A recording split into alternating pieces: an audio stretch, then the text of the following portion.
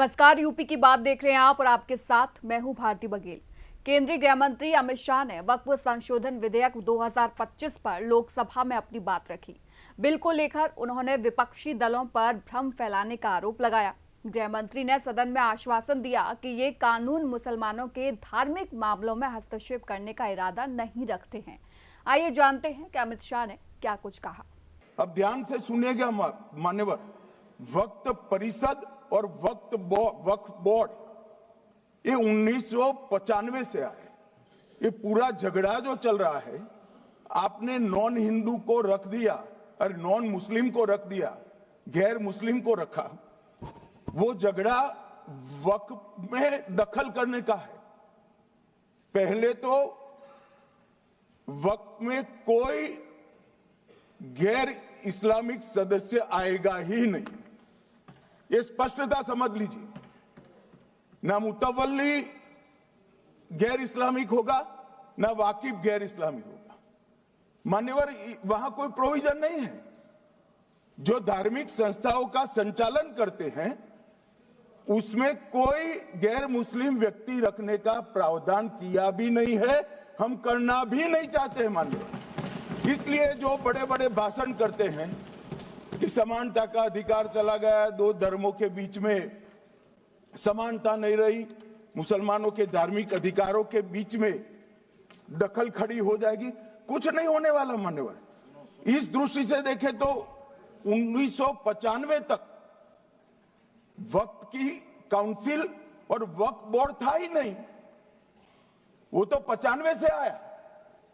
और मान्यवर, ये जो भ्रम खड़ा किया जाता है कि ये एक मुस्लिम भाइयों के धार्मिक क्रियाकलापों के अंदर, उनके दान की हुई संपत्ति के अंदर दखल करने का है, ये बहुत बड़ी भ्रांति फैलाकर माइनॉरिटी को डराकर अपनी वोट बैंक खड़ी करने के लिए किया जा रहा है मान्यवर।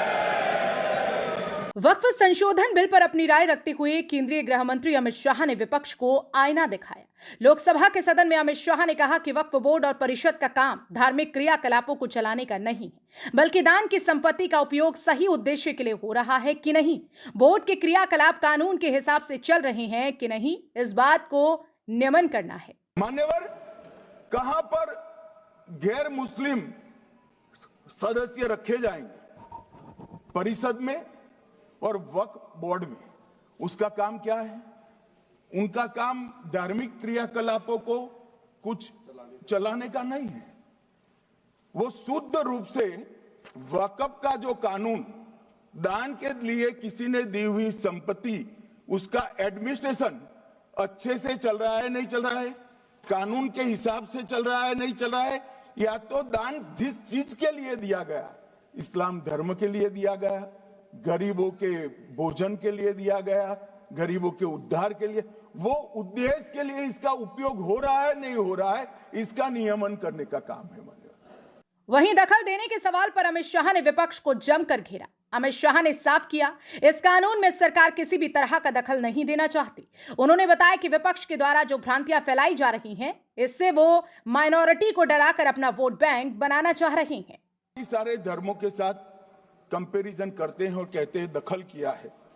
मैं उसको स्पष्ट करना चाहता हूं। मान्यवर, वक्फ जो है वो हमारे यहां ट्रस्ट एक्ट है, इसमें ट्रस्ट है। तो ट्रस्ट के अंदर जो ट्रस्ट को बनाते हैं वो ट्रस्टी होते हैं और एक मैनेजिंग ट्रस्टी होते हैं। वक्फ में वाकिफ होता है, वक्फ होता है और मुतवल्ली होता है। ये सारे इस्लाम के अनुयायी हैं। अरे भाई, आप कह रहे हो, हम तो कह रहे हैं क्योंकि इसका वक्फ शब्द ही इस्लाम से आया है, इसलिए हम कह रहे हैं कि वक्फ वो ही कर सकता है जो इस्लाम का अनुयायी हो। अब आप उसका विरोध कर रहे हो, तो आप तो वक्फ में भी नॉन इस्लामिक आदमी चाहते हो। मान्यवर, क्या कह रहे हैं? केंद्रीय गृह मंत्री ने स्पष्ट किया कि वक्फ मुस्लिम भाइयों की धार्मिक क्रियाकलाप और उनके बनाए हुए दान का ट्रस्ट है। इसमें मुतवल्ली भी उनका होगा, वाकिफ भी उनका होगा, वक्फ भी उनका होगा। विरोधी दलों द्वारा वोट बैंक के लिए मुसलमानों को भड़काया जा रहा है। ऐसे में विपक्षी दल देश को तोड़ने का काम कर रहे हैं। मान्यवर, ट्रस्ट के अंदर ट्रस्टी जो होते हैं, जो चर्च होगा तो क्रिश्चियन होंगे, पारसी भी होंगे, पारसी के लिए वो ट्रस्ट होगा, तो हिंदू होगा तो हिंदू के लिए। अब चैरिटी कमिश्नर हम कहेंगे कि भाई मुस्लिम क्यों आया? मुझे बताओ, चैरिटी कमिश्नर एक्ट में मुसलमान चैरिटी कमिश्नर बन सकता है या नहीं बन सकता है? उसको ट्रस्ट नहीं चलाना है, उसको चैरिटी के कानून के हिसाब से वो ट्रस्ट चले, उसकी देखरेख करनी है। ये धार्मिक नहीं है, ये धर्म का काम नहीं है मान्यवर, ये एडमिनिस्ट्रेटिव वर्क है। और इसलिए तो फिर चैरिटी कमिश्नर हिंदू होगा तो वो क्रिश्चियनों के ट्रस्ट का कैसे देखरेख करेगा? चैरिटी कमिश्नर क्रिश्चियन होगा तो जैनियों के और हिंदुओं के ट्रस्ट का कैसे देखरेख करेगा? अब बताओ कि सारे ट्रस्ट के चैरिटी कमिश्नर अलग अलग बन, देश तोड़ दोगे आप लोग। अमित शाह ने कहा कि वक्फ बोर्ड और वक्फ परिषद का काम संपत्तियों को बेच खाने वालों को पकड़कर बाहर करना है। वक्फ का पैसा चोरी होता है, उसे पकड़ने का काम वक्फ बोर्ड करेगा। ये पैसा माइनॉरिटी का विकास में लगेगा। विपक्षी दलों के राज में जो मिलीभगत चली वो अब नहीं चलेगी। वक्फ के नाम पर औने पौने दाम में संपत्तियों को 100-100 साल तक किराए पे देने वाले लोगों को पकड़ना है। वक्फ का जो पैसा होता है, इनकम जो गिरती जा रही है, जिसके माध्यम से माइनॉरिटी का विकास करना है, माइनॉरिटी को आगे बढ़ाना है, इस्लाम धर्म की सारी धार्मिक संस्थाओं को पुख्ता करना है। ये पैसा जो चोरी होता है ना, उसको पकड़ने का काम वक्फ बोर्ड वक्फ परिषद करे। और मान्यवर वो चाहते हैं कि इनके राज में जो मिलीभगत चली वो चलती रहे, ये नहीं चलेगी, ये नहीं चलेगी। अमित शाह ने कहा कि 2013 में वक्फ का जो संशोधन आया, अगर वो नहीं किया गया होता तो ये इस बिल को लाने की जरूरत नहीं पड़ती। 2014 में चुनाव आने वाला था और 2013 में रातों रात वक्फ कानून को एक्सट्रीम बनाया गया। सुनिए क्या कह रही हैं केंद्रीय गृह मंत्री। मगर मैं कह सकता हूं कि वक्फ का 2013 का अमेंडमेंट न किया होता तो ये बिल लाने की शायद जरूरत न पड़ती। सब कुछ अच्छा चलता था, 14 में चुनाव आने वाला था, 13 में रातों रात तुष्टीकरण करने के लिए वक्फ कानून को एक्सट्रीम बना दिया गया। और मान्यवर, इसके कारण क्या हुआ? इसके कारण दिल्ली लुटियन की 123 वीवीआईपी संपत्ति कांग्रेस सरकार ने जब चुनाव मुहाने पर थे, 25 दिन दूर था, वक्फ को देने का काम कर दिया। दिल्ली वक्फ बोर्ड ने उत्तरी रेलवे की भूमि वक्फ के नाम घोषित कर दी। हिमाचल में वक्फ की संपत्ति बताकर उस पर अवैध मस्जिद बनाने का काम किया। 250 हेक्टेयर क्षेत्रफल वाले 12 गांव पर वक्फ का स्वामित्व हो गया तब तमिलनाडु में। और मान्यवर, तमिलनाडु के 1500 साल पुराने तिरुचेंदुरई मंदिर की 400 एकड़ भूमि को वक्फ की संपत्ति घोषित कर। ये जब मंदिर मान्यवर, कर्नाटक की मणिपट्टी समिति का रिपोर्ट में पढ़ रहा हूं, इसमें मेरा कुछ नहीं है, खड़े मत हो जाना। ये मणिपट्टी समिति का रिपोर्ट है। 29,000 एकड़ भूमि वक्फ की बिजनेस के उपयोग के लिए किराए पर दे दी। मान्यवर, 2001 से 12 के बीच 2 लाख करोड़ की वक्फ की संपत्ति निजी संस्थानों को हस्तांतरित कर दी 100 साल की लीज पर। मान्यवर, बेंगलुरु में उच्च न्यायालय में बीच में पढ़ना पड़ा, 602 एकड़ भूमि को जब्त करने से रोकना पड़ा। विजयपुर कर्नाटक के होनवाड़ गांव की 1500 एकड़ भूमि पर दावा कर उसको विवाद में डाला। और 500 करोड़ की संपत्ति जिस भूमि का मूल्य है वहां 5 स्टार होटल को महीने 12,000 रुपए के किराए से देगी। वक्फ के धार्मिक क्रियाकलाप और उनके बनाए हुए दान से बना ट्रस्ट है, उसमें सरकार हस्तक्षेप नहीं करना चाहती, लेकिन वक्फ का संचालन कानून के हिसाब से चल रहा है कि नहीं, ये देखने का काम वक्फ बोर्ड और वक्फ परिषद करेगा। उन्होंने बताया कि विपक्षी दलों की सरकारों ने क्या काम किया है। इसमें आज भी मैं स्पष्ट करना चाहता हूं, वक्फ जो कि मुस्लिम भाइयों की धार्मिक क्रियाकलाप और उनके बनाए हुए दान से ट्रस्ट है, उसमें सरकार कोई दखल करना नहीं चाहती है।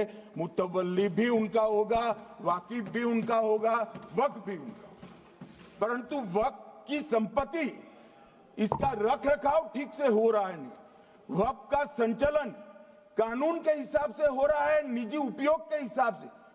सैकड़ों साल पहले किसी बादशाह ने दान किया, हमारी भाषा में कहो तो धर्मादा किया। अब इसकी संपत्ति को आप 12,000 रुपये में 5 सितारा होटल बनाने के लिए दे देते हो, ये उचित है क्या भाई? वो पैसा गरीब मुसलमान के कल्याण के लिए करिए, तलाकशुदा महिलाओं के कल्याण के लिए करिए, जो अनाथ बच्चे हैं उसके कल्याण के लिए करिए। मानिए, और ये करने की जगह बेरोजगार मुसलमान युवाओं के लिए स्किलिंग का काम करिए। लाखों करोड़ों रुपए की भूमि मान्यवर और इनकम 126 करोड़ रुपया। इस दौरान अमित शाह ने लालू प्रसाद यादव पर तंज कसा। उन्होंने 2013 में लाए गए संशोधन बिल के दौरान दिया गया लालू यादव का पूरा भाषण पढ़ा और कमेंट किया कि लालू प्रसाद की इच्छा तो इन्होंने पूरी नहीं की, लेकिन नरेंद्र मोदी ने पूरी कर दी। मान्यवर लालू प्रसाद जी, आज आरजेडी के सारे सदस्य बोले, जब 2013 का अमेंडमेंट आया, मैं लालू जी का तो पूरा पढ़ना चाहता हूं, बाकी सदस्यों का सिर्फ टोकन पढ़ूंगा। लालू जी ने क्या कहा? मैडम, सरकार जो यह संशोधन विधेयक पेश किया है, सरकार की पहल का हम स्वागत करते हैं। शाहनवाज हुसैन जी और अन्य माननीय सदस्यों ने अपनी बातों को यहां रखा, मैं उसका समर्थन करता हूं। आप देखिए, सारी जमीनें हड़प ली गई है, चाहे सरकारी हो या गैर सरकारी। वक्फ बोर्ड में जो काम करने वाले लोग हैं, उनके द्वारा सारी प्राइम लैंड को बेच दिया गया है। पटना में ही डाक बंगले की जितनी प्रॉपर्टी थी, सब पर अपार्टमेंट बन गए। इस तरह की काफी लूट खसोट हुई है। हम संशोधन विधेयक तो आपको अंत में लाए हैं, समर्थन करते हैं, लेकिन मैं चाहता हूं कि भविष्य में आप कड़ा कानून लाइए और ये जो चोरी करने वाले लोग हो उनको जेल की सलाखों के पीछे। अब साहब, लालू प्रसाद की इच्छा इन्होंने तो पूरी नहीं की, नरेंद्र मोदी जी ने पूरी कर दी। अमित शाह ने कहा, जो संशोधन कांग्रेस लाई थी उसमें वक्फ बोर्ड और वक्फ परिषद का ऑर्डर को कोर्ट में चैलेंज नहीं किया जा सकता था। कांग्रेस ने यह पाप किया है, लेकिन हम कहते हैं कि कोई भी इस ऑर्डर को कोर्ट में चैलेंज किया जा सकता है। और वक्फ बोर्ड और वक्फ परिषद, इसका कोई ऑर्डर हम ऐसा नहीं लिख रहे हैं कि कोर्ट में नहीं जा सकते। आपने तो कर दिया था कि ये ऑर्डर को कोई कोर्ट में चैलेंज ही नहीं कर सकता। पूरा संविधान वहां समाप्त कर दिया मान्यवर। और मान्यवर, हम तो इसको कहते हैं कि कोई भी चैलेंज कर सकता है कायदे की अदालत में। इस देश में संविधान का राज है, ग्रीवेंसेस जिसका भी हो कोर्ट में जा सकता है। 2013 में जिसकी भूमि हड़पी, इसके ग्रीवेंसेस को भी कोर्ट के फोरम से बाहर करने का पाप एक कांग्रेस पार्टी ने किया। उन्होंने कहा कि सदन में एक सदस्य ने कह दिया कि माइनॉरिटी इस कानून को स्वीकार नहीं करेगा। क्या विपक्ष धमकाना चाहता है? यह संसद का कानून है, इसे सबको स्वीकार करना होगा। और मान्यवर, यहां एक सदस्य ने तो कह दिया, माइनॉरिटी इस कानून को स्वीकार नहीं करेगी। क्या धमकाना चाहते हो भाई? संसद का कानून है, सबको स्वीकार करना पड़ेगा। स्वीकार नहीं करेंगे मतलब क्या है? कैसे बोल सकते हैं कोई? हम कानून को स्वीकार नहीं करेंगे। एक कानून भारत सरकार का है, हर एक पर बंधन करता होगा और इसको स्वीकार करना पड़ेगा। सदन में गृह मंत्री अमित शाह ने वक्फ की कुल भूमि का आंकड़ा दिया। उन्होंने बताया कि 1913 से 2013 तक वक्फ के पास 18 लाख एकड़ भूमि थी और 2013 से 2025 में बढ़कर कितनी हो गई, सुनिए। 2013 तक, 1913 से 2013 तक वक्फ बोर्ड का कुल एकड़ में भूमि सब वक्फ का मिलाकर 18 लाख एकड़ था। मेरी विनंती है सभी सदस्य इसको ध्यान से सुनिए। 1913 से 2013 तक 18 लाख एकड़ और 13 से 25 तक एक कानून बनने का परिणाम क्या आया और नई 21 लाख एकड़ भूमि बढ़ गई। अब मान्यवर 39 लाख एकड़ जो भूमि है उसमें 21 लाख एकड़ 13 के बाद। अब ये कह रहे हैं कि इसका दुरुपयोग नहीं हो रहा है। विपक्षी दलों को आड़े हाथ लेते हुए अमित शाह ने कहा कि हम जो कह रहे हैं विपक्ष उसे उल्टा समझ रहा है। ये बिल जमीनों की सुरक्षा प्रदान करेगा। वक्फ को दान में सिर्फ अपनी संपत्ति ही दी जा सकती है, सरकारी या फिर किसी और की जमीन को दान नहीं दिया जा सकता। एक बात कही कि जो योगदान था वक्फ बोर्ड का वो 7% से घटाकर 5%। मान्यवर, अब ये जो कह रहे हैं ये मुसलमान भाइयों के हित में कह रहे हैं जिसका विरोध कर रहे हैं या अहित में? अगर 7 से 5% हमने कम किया तो ये कहां जाएगा?